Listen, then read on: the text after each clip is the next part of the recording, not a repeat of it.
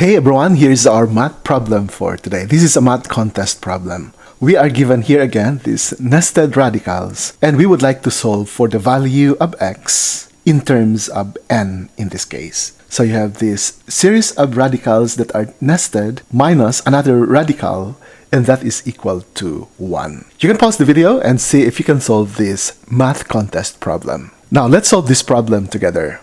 The first thing that we are going to do is, we note that we have here 3 dots. That means this will continue for any value of n. And therefore, our best hope in solving this problem is to find a pattern. And there's already what appears to be a formula inside this innermost radical. You have the form 4 raised to n x plus 3. So, looking at this form 4 to the power of n, notice that this 16 is 4 squared. This 4 here is of course 4 to the first, and the coefficient 1 of x here is 4 raised to 0, because any number raised to 0 is 1. So the pattern looks like the coefficient of x are powers of 4. And having noted that one, notice also that this minus square root of x is separate from the nested radicals. So let's isolate at the left side these nested radicals, and we add square root of x to both sides of the equation to be able to do that. So what are we going to do next? Let's square both sides of the equation to eliminate the outermost radical. So it looks like this. Squaring both sides, then we'll be able to cancel this square root and this exponent 2. So what's left would be whatever is inside this radicand, and let's copy that. The right side is a square of a binomial that we can expand as the square of the square root of x, which is x, plus twice the product of the square root of x and 1, which is now this middle term, and the square of 1, which is also 1. So, one radical of our list. But there are so many radicals that we need to peel off until we arrive at this innermost expression. So, let's continue simplifying. Notice that 4 raised to 0 is just 1, so this means we have 1x here, and you also have here 1x that we can subtract from each other, and what's left would be this part and these 2 terms at the right side.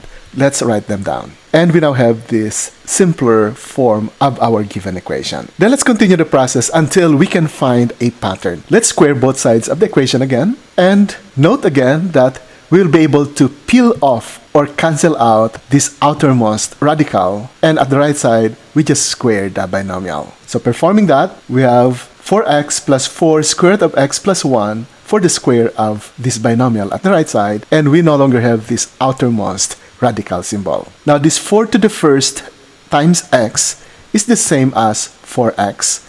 So we can subtract this from the equation, and what's left would now be this part here with the radical symbol, and at the right side we also have this part. These 2 are now subtracted from each other. Our goal is to find whatever is that pattern that relates the left side to the right side. Specifically, we want to see a pattern here at the right side. Now, what do we notice here? If we square both sides of the equation again, this is what will happen. And again, we'll be able to cancel out this outermost radical, and the left side becomes like this, and the right side we can simplify by squaring the binomial. So the square of 4 to the first is 4 to the second, plus twice the product of the first and the second terms, plus the square of the second term. Then let's simplify. Again, this part here is just the same as this part, so we can cancel out these 2 together by subtraction. But before we cancel this part here, we would like to see what's the pattern. And it looks like the pattern is taking some shape. You have 4 to the second, this is 4 to the second, and in order to have an exponent 2 again here also, this 4 to the first can be written as 2 to the second. We now have the same exponent that we wish to relate with the variable n later on, because the form here is 4 raised to n times x. So it looks like this is the pattern that we are seeing. And if that is the pattern, we'll be able to test that by going to exponent number 3. But before that, let's simplify now this equation by subtracting these 2 expressions that are the same. So subtracting this term from both sides of the equation, we arrive at this form, which is equal to these last 2 terms. Now, let's look at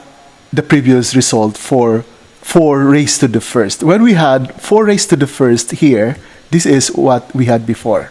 Notice that the right side here is 4 to the first x, and the middle term has this coefficient 4, which can also be written as 2 raised to 2 to the first, and copy all the rest. So looking at now the form when n is 1, when n is 2, and generalizing that for n, it appears that this innermost radicand, when all the radicals are extracted, would have this form 4 raised to n x plus 2 raised to 2 raised to n times the square root of x plus 1, where this exponent n agrees with whatever is the exponent of 4 that is already outside the radical symbol. The same thing that happens here and here also. So how can we test if this conjecture is correct? Well, we can continue expanding this most recent result. So let's go back to this part here, and let's continue squaring both sides of the equation and see if the result would have this form here at the right side. Now the problem here is we do not know what is the number here, but we can look at the pattern here. We have 4 to the 0, 4 to the first, 4 to the second, the next one must be 4 to the third.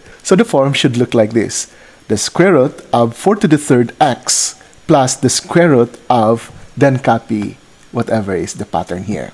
And that is equal to this part here. Now, squaring both sides, let's see if the resulting right side would be similar to this form. And if the forms are the same, then our conjecture is working. So let's simplify this. So this one will cancel out with the exponent, and the left side becomes like this.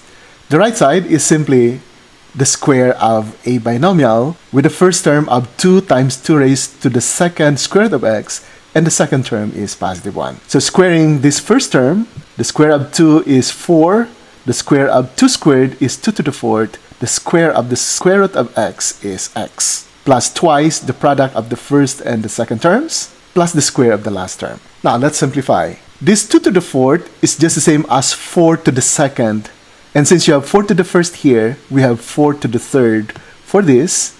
So this is now the result. Copy the x. Now you have here 2 to the second and 2 to the first.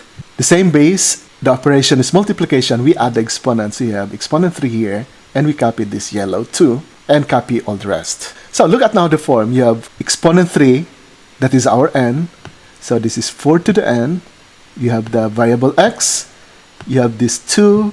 You have this 2 to the n, you have the square root of x, and you have the plus 1. So exactly as we predicted. Therefore, we are now more confident that this expression at the right side is indeed the expression that is equal to that layer of the radical when n is finally outside the radical symbol. When the exponent 3 was outside of the radical symbol, this was the form. When exponent 2 was outside the radical symbol, we also saw the same form in our previous analysis. And having discovered the pattern, it would now be a matter of just solving this resulting equation that we discovered for x. So solving now for x, notice that you have here a constant 3 and a constant 1. So we subtract 1 from both sides. This becomes 3 minus 1 to get 2. 1 minus 1 is 0, so we don't have that anymore. Copy all the rest. This term also, 4 to the n x, and this 4 to the n times x are the same, so we can subtract that out from the equation to have 2 equals this part here, 2 times 2 raised to n times square root of x. And then we divide both sides by 2 times 2 raised to n to arrive at this result. The right side is now square root of x. Then this 2 and 2 will result to 1, so we have 1 over 2 raised to n equals square root of x. And squaring both sides of the equation to solve for x, we now have 1 over 2 raised to 2n, or 1 over 4 raised to n, and that is equal to the square of the square root of x, which is x. And we now have the expression for the value of x in terms of n in this given nested radical equation. So this is indeed a math contest problem that is a little bit complicated. It takes a lot of creativity to solve problems like this. And usually you are looking for patterns. And usually when you see these dots, your hope of solving the problem is to look for patterns. So thank you very much, and we hope to see you again in our next video. Bye for now.